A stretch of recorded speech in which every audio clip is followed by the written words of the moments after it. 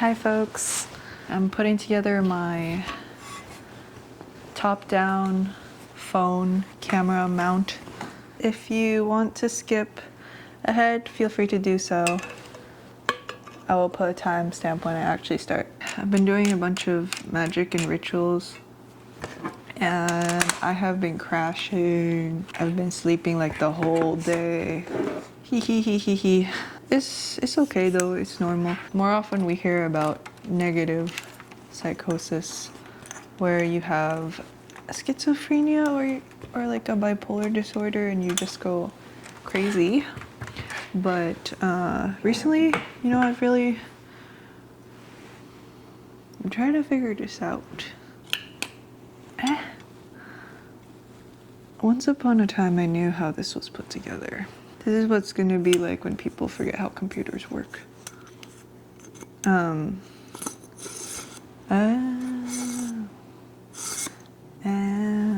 realized that even people who are in those states, they can kind of see through our base level reality into the more spiritual realms. In a positive state of psychosis, you can still see into those spiritual realms, but it's just a difference between you're still grounded somewhat in our current reality, so you haven't completely lost your mind.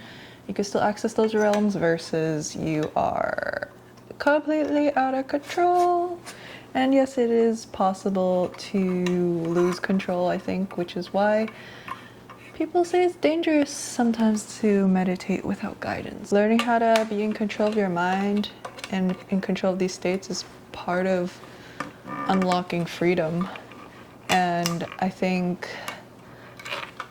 a lot of ancient wisdom is about accessing these states. There were definitely times when this was more common knowledge. However, I think that often people in power don't want us to have access to that. Okay, I finished putting it together. This is a notebook I will be flipping through. And this is the notebook I filled out after I left high school, dropped out of high school. And I dropped out of high school with the intention to self-study and continue my own education through self-study rather than through school.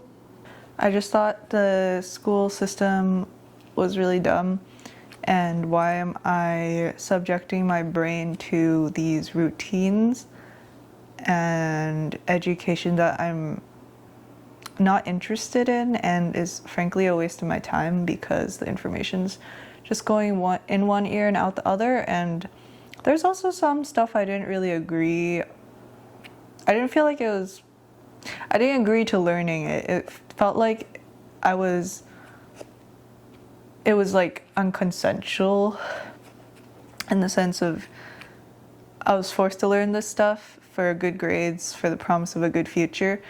But I wasn't even interested in the stuff. So I left school, and that's one of the best choices I made. So I'm just gonna share with you what's in here, and maybe it can inspire you on your own unschooling journey. I'm just sharing what worked for me. Please tailor this to your own experience. I'm definitely not giving concrete life advice or financial advice, but it is advice. Okay, let's start. This is a notebook I filled out in 2016, which is already 10 years ago, or more than 10 years ago, potentially a little bit. Okay. So on the first page, I wrote some lists. I'm just going to read it.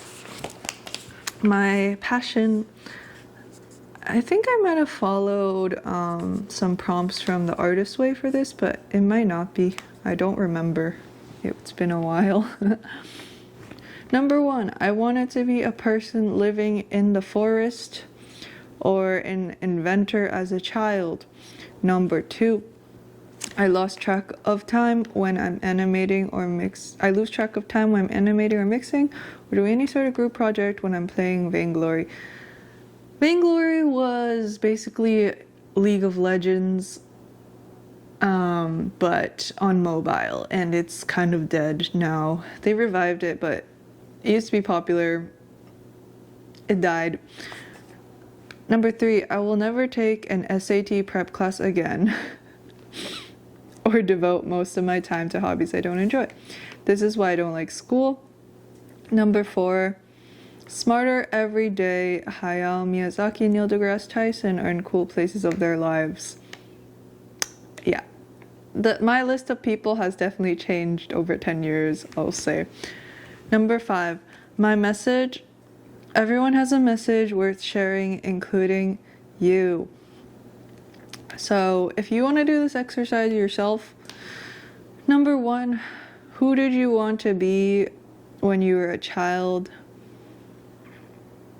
Number 2, when do you lose track of time? Number 3, what are some times you betrayed yourself? And what will you never do again? Number 4, who are some of your inspirations, or who are some people you think are in cool places of their lives? Number 5, what is your message? Everyone has a message. I was studying Japanese at the time, and my goal was I wanted to get my Japanese to a place where I could read No Longer Human, My Narrow Road, Night on the Galactic Railway, and Norwegian Wood in the original Japanese. My current mission, regain focus and curiosity. Another word for this in the unschooling community is deschooling. You don't have to be part of the unschooling community. It's just something I was into at the time.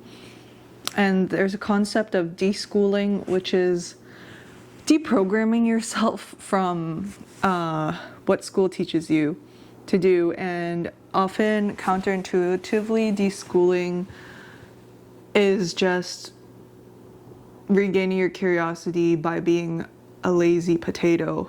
And that's actually usually the most efficient way to go about it. Be a lazy potato without shame. That's a really important part. And follow your joy. Don't deny yourself of that. People enjoy learning about historical figures in their field because they relate to them. And relating to a famous person can sometimes feel good. Plus, this is similar to how we relate to characters of any sort. My current mission, don't lose sight of myself or others. It's easy to forget that I am but a tiny speck in the galaxy, and my worries are no more than specks of dust calling into an abyss. Everything will be alright. I think those are just some thoughts I had. Okay. I think I wrote this part later on, actually, because I was really scared about going back to school. And I convinced myself that it would be okay. After I went to school in Japan to study Japanese language, it was the school itself, was not a good experience. I hate school. But anyway, this is just about, I just wrote a list of why I was going to school and the purpose of it to try to keep my intentions focused. So you can pause and read that, but I'm just gonna skip over it. I don't remember what this is for or from. Okay, and like I said, I was studying Japanese. So here begins my Japanese notes. It's kind of embarrassing. Some journaling entries. And then I was taking a course on Einstein and special relativity. So this is just some math that we were learning. This is from 2016, but in my more recent notebook for my most recent job, I was learning the exact same thing, which is wild. I had forgotten that I had learned about this previously. So yeah, one point I want to make in showing you all this is that your life is a spiral. I'm gonna grab that notebook, hold on. Yeah, your life is a spiral, so there's some things you might be scared of. That might feel really scary currently, but you'll look back, and if you take the choices now that feel right to you in the heart, and it's not always clear what your heart is telling you, but just try your best to face that self-doubt and work through the self-doubt. Do your best you can in this current moment. I wish I could find the exact same thing, but hey, it's similar. It's similar. Yeah. Like the sine cosine stuff is a huge part of my current job as a technical artist. Here. This stuff from 10 years ago. 10 years ago. And I had totally forgotten about it. You know? So don't worry. Your life is gonna keep teaching the same lessons. Keep giving you opportunities to learn the same things again and again, just at a deeper level. Okay, so more math stuff, basic trig stuff. Japanese.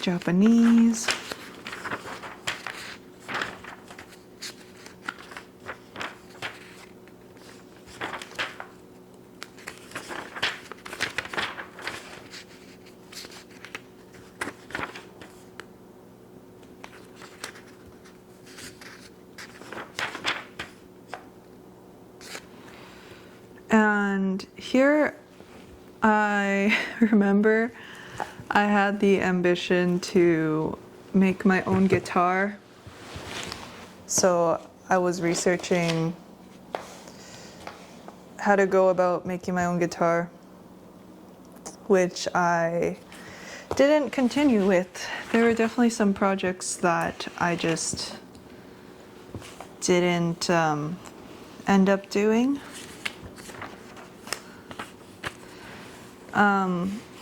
One thing I learned at this time was mnemonic devices and memory palaces. This is something that they don't teach you in school. The easiest way to be academically successful is by using memory palaces. And this is only something I learned outside of school. Refining your memory techniques is something that people have done forever. You'll find that a lot of things that seem magical or out of the ordinary are actually very accessible to the human mind. It's just that the way we're programmed to learn things at school is actually opposite to what comes to us naturally as humans. So through a memory palace, I learned all of the basic kanji. I started taking a songwriting course at this point. These are all free courses I found online, by the way. Around this time 10 years ago was when online courses started really exploding in popularity, and I took full advantage of that.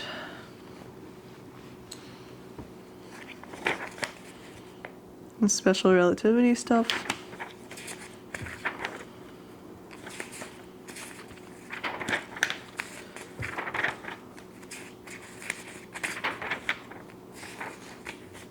The ultimate speed limit.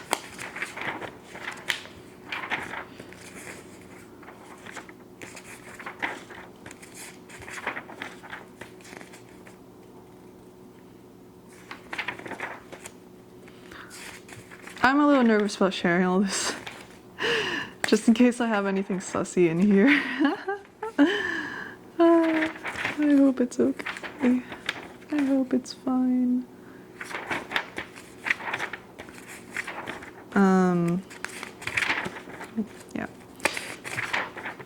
Lots and lots of kanji. Okay.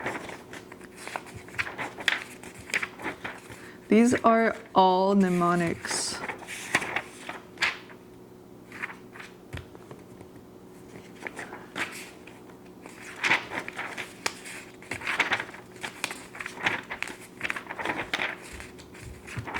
No. Japanese. Japanese. Japanese. As you can see, at this point, I was really just focused on Japanese and not much else. I was just hyper fixated on Japanese and getting better at that. The other stuff I was learning kind of went to the wayside. But that's what works best for me. Once in a while, I get fixated on something and it's best for me just to go all in. Although, you know, at the time I wasn't the mentally healthiest and I had no clue that I was autistic. I only discovered that very recently, in fact, which makes this past behavior make a lot of sense. This was what I was doing all day, just this. Okay, that's the end. Thank you for watching. I will also share the syllabus I put together for this year here. I hope that inspires you on your own learning journey. You don't have to be high school age, but this is definitely targeted more towards young people who are thinking about what to do about their education. So, yeah. Alright, I'll see you in the next video. Thanks for watching.